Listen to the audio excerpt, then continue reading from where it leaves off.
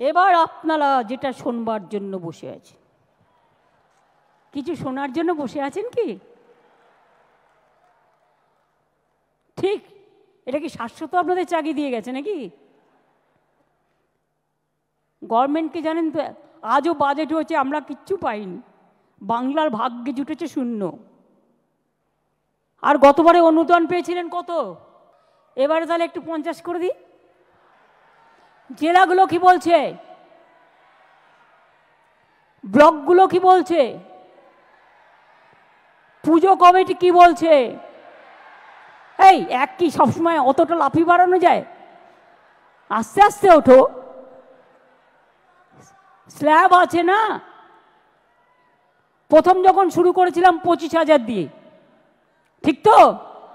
তারপরে আস্তে আস্তে আস্তে আস্তে 70 এসছে। এবারে যদি সব করে দিই, আগে আসছে বছর কি হবে? আসছে বছরের জন্য তো রেখে দিতে হবে। সেই জন্য এবার 70 থেকে স্ল্যাবটা বাড়িয়ে 85,000 করে দিলাম। আশা করি এতেই আপনাদের চলবে। এই গরিব গভর্নমেন্ট এর থেকে বেশি আর কি করতে পারে বলুন? এবং আপনাদের বিদ্যুতের এটা অনেক কমিয়ে দেওয়া হয়েছে, ফায়ার লাইসেন্স টাইসেন্স টোটাল মুকুব করে দেওয়া হয়েছে। বাদবাকিটা আপনারা ম্যানেজ করে নিতে পারবেন, কারণ এখন যেভাবে পুজো করছেন আপনারা, আপনাদের কারো কাছে চাইতে হয় না, লোকই এসে আপনাদের দিয়ে যায় যারা স্পন্সরশিপ করে।